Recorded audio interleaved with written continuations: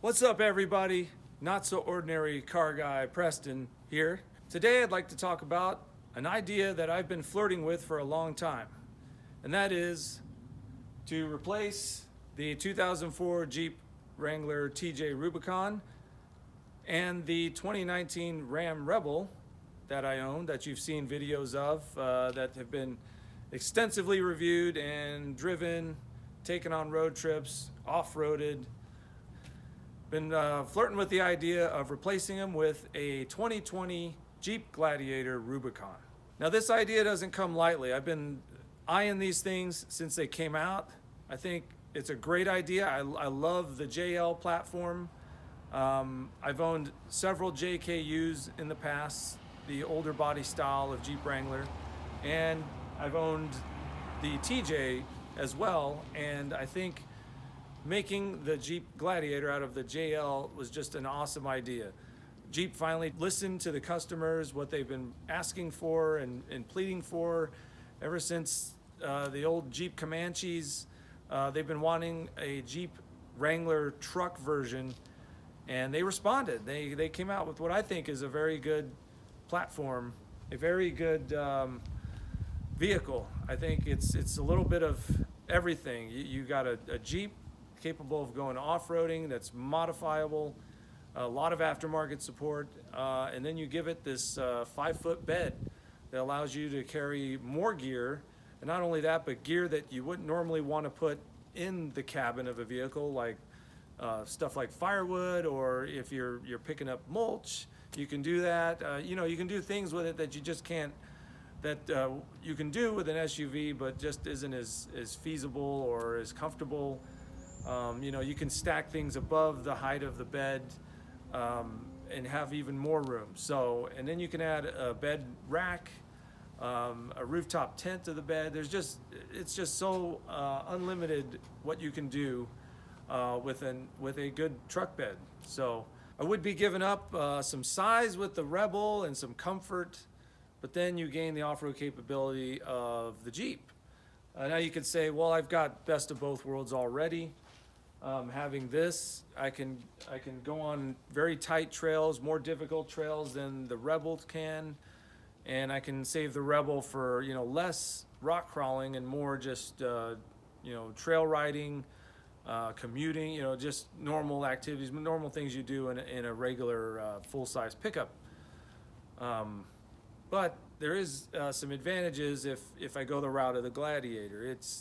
It's just one vehicle, not two, so less to insure, less maintenance, keeping up with two vehicles that way.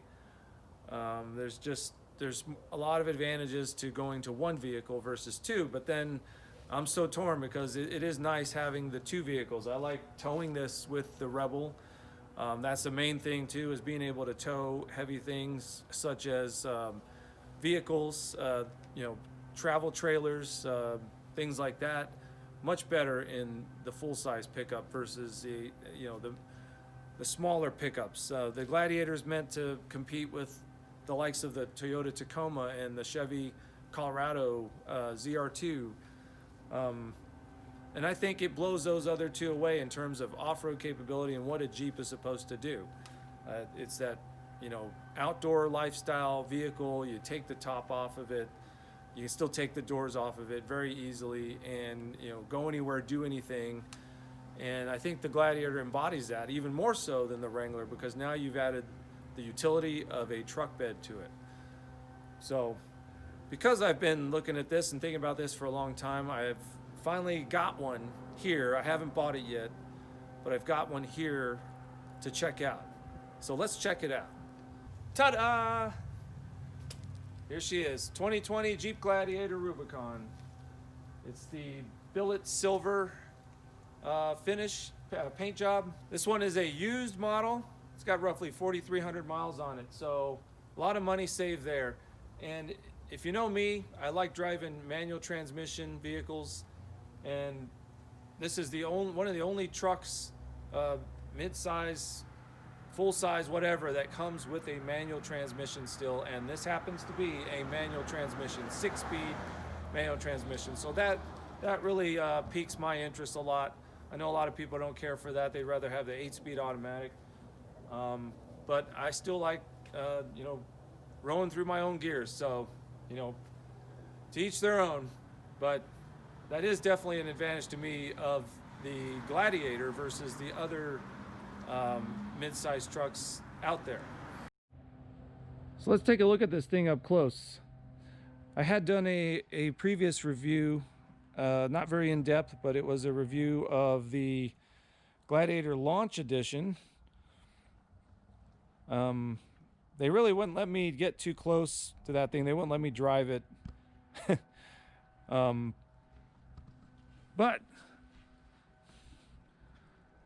But we've got this one, and we're gonna check it out here. You can see this has the hard top. It's the black hard top, but honestly, I'd rather, they come with a one that'll match your paint. But honestly, I'd rather have this one, because the other one, in my experience, they just get scratched up from trail debris, especially if you go off-roading. If you don't, then maybe the painted one would be more suitable. But yeah, it's just, it's a little bit more money, and I'd rather that money be spent on other things that enhance the vehicle's off-road capability and performance. You see, we got the trail rated badge, Rubicon. This one's got the mud terrain, the Falcon Wild Peak mud terrain tires. I know you can either get these or a more all-terrain tread pattern. That's a nice little touch there, the little Jeep, little Willys Jeep. These come with the Fox shocks. They provide excellent ride. This is one of the best riding versions of a Jeep Wrangler that I've ever driven in, and a lot of that's due to the long wheelbase, but also the shocks and suspension. A lot of people say the rear end gets its suspension from the 1500s, the Ram 1500s. I'd say so. This control arm here looks very similar to what's in my Rebel, my 2019 Ram Rebel.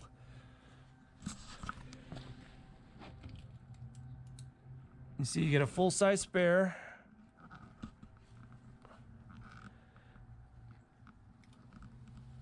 There's your rear Dana 44 axle.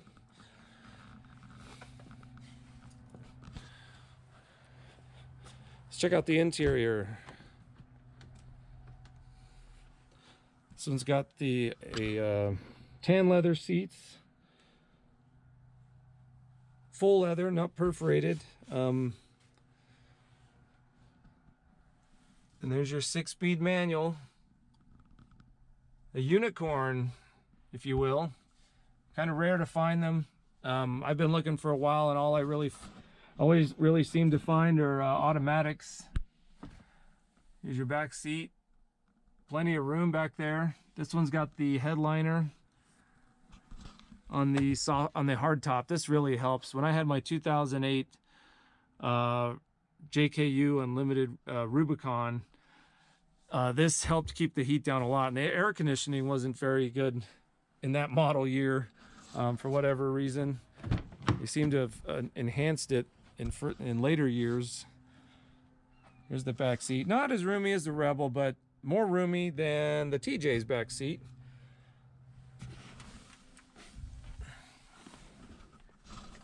Let's hop in here. Not as much headroom, I guess, where the roll bar is, but still a lot of headroom. Still a lot of room in general. I'd say this is bigger than the Tacoma by far. I've ridden in Toyota Tacomas. I did a review on one. Great truck. I love the Tacomas. I love the whole idea behind them, the way they look, the way they drive. It's a Toyota, good reputation behind it. But the back seat's a little lacking. My knee would always touch the seats in front of me, and that was with, you know, people that weren't very tall sitting in front of me. But this is much more roomy, more useful. You get vents back here. You have auxiliary outlet. That's nice. USB. somewhere in there. Oh, there you go. Look at that. Just like the Rebel, it has 2 USB and USB Type-C outlets for your rear passengers to take advantage of. That is very nice. You also have 2 cup holders right there.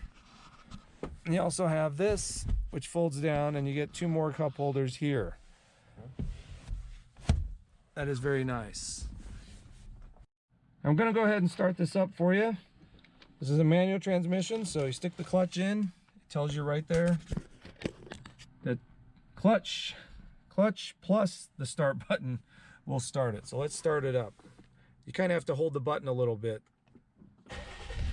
but it fires right up once you do. Stick this in neutral. This one's got the 8.4 navigation touchscreen, which is really nice. You've got lots of features here. Here's your climate control. Very nice, very readable. I like the contrasts. It doesn't show it too well here, but the contrast and clarity on this screen is excellent. Just amazing.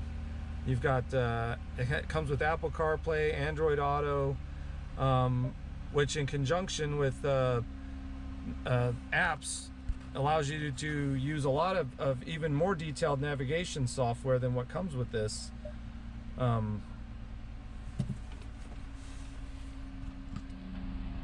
Coming back over here, let's see, we got some glare going on here. Very nice dash display. I like this. Very legible. You got you know, right here in your tachometer, you got your, you know, what your transfer case is doing. It's got, you know, whether you're in 2 high, 4 high, neutral, or 4 low. You can see this vehicle has 4,324 miles.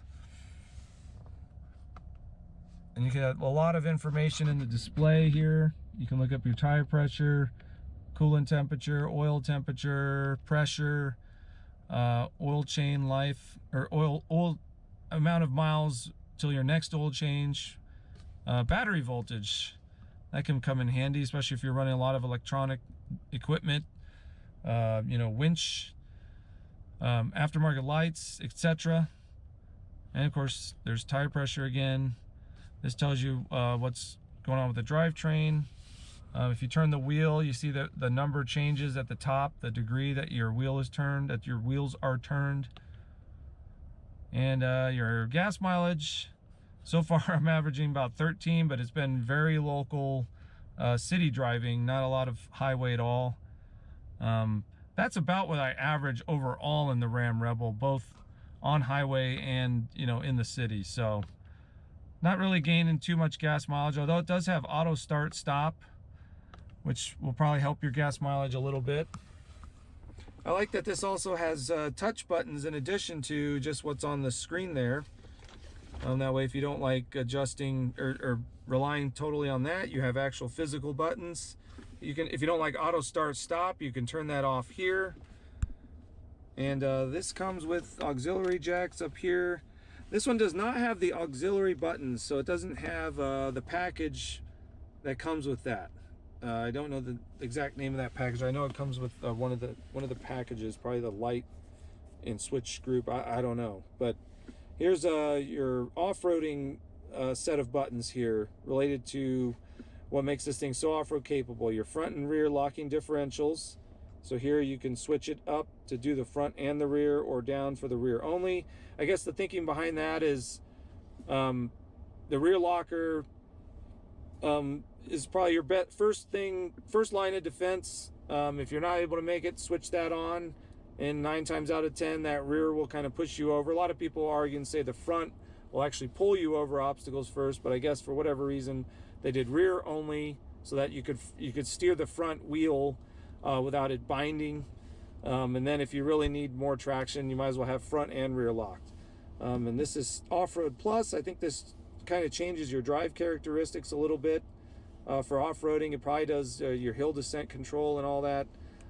This is your sway bar disconnect button, allowing you to at a push of a button, disconnect the front sway bar, which is really nice. That's one advantage of having this versus the Jeep TJ, which I have to do it manually. You got your four-wheel drive shift lever. This is nice. It's a very, very engaging, grippy shift knob. I really like that.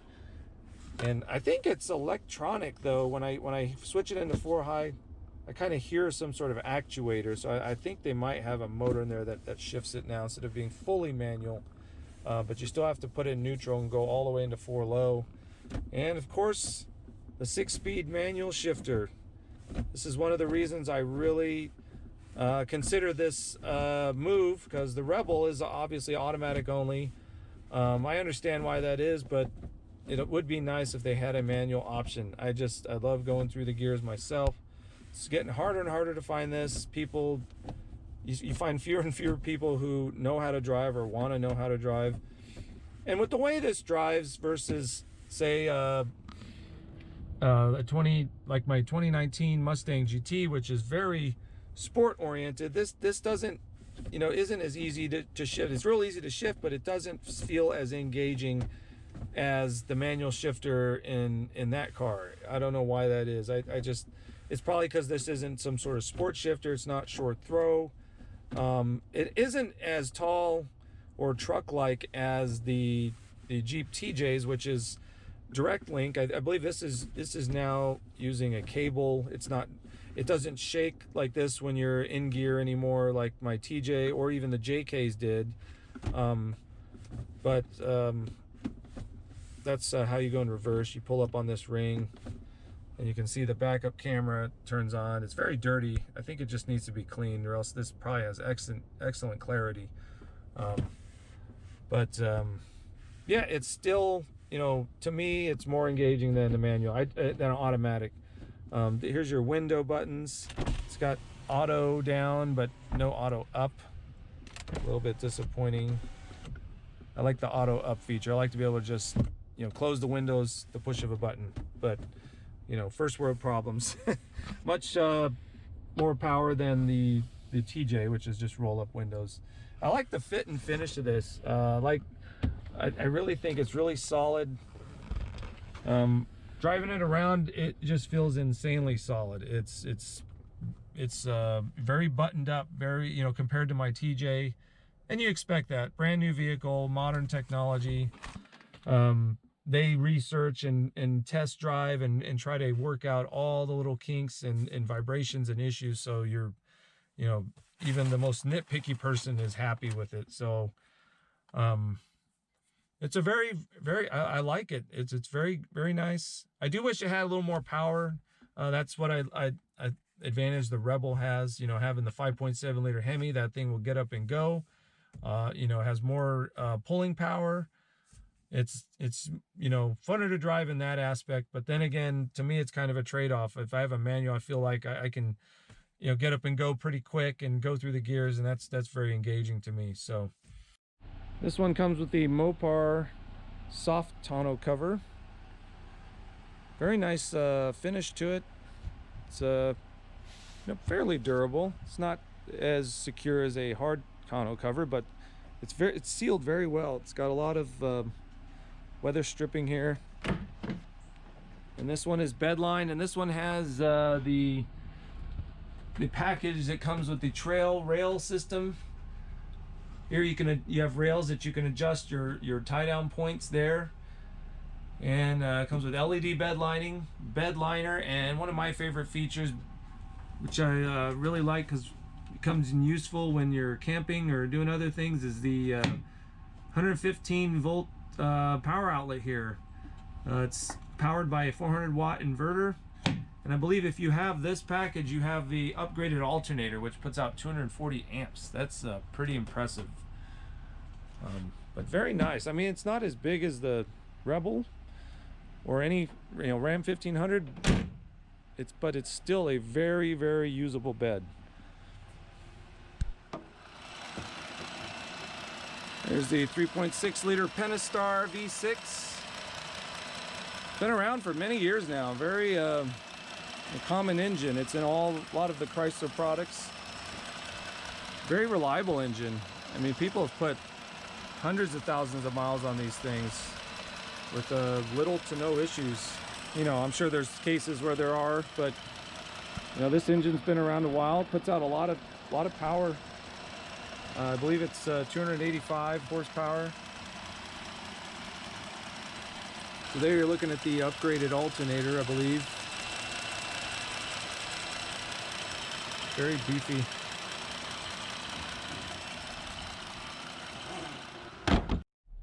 Well, what do you say we take this thing for a test drive?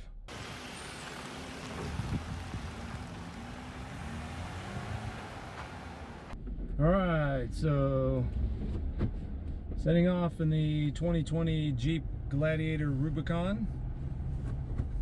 It drives really nice. It's very quiet, very stable.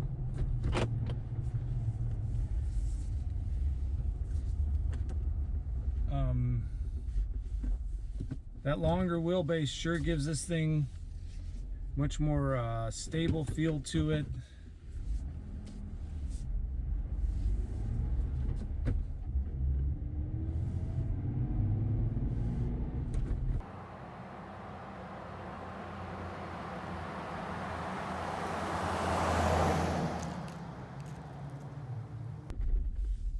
The Fox shocks do a great job of absorbing bumps.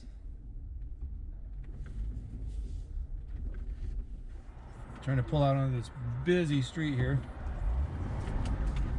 All right, need some power.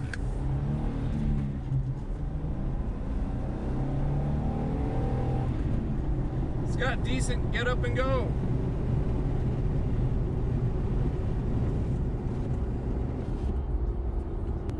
I'd say the one thing I'm gonna miss from the Rebel is the phone holder. That was so nice. All that room in the center console. I mean, there's just no way they're gonna put that much room in the middle of this Jeep when it's not as wide as a full-size truck. Well, that was a brief overview and test drive of the 2020 Jeep Gladiator Rubicon. What do you guys think? Should I replace the TJ and the Rebel with the Gladiator? Or should I just keep rolling with what I have? Please let me know in the comments down below. And as always, like and subscribe, and we'll catch you on the next adventure.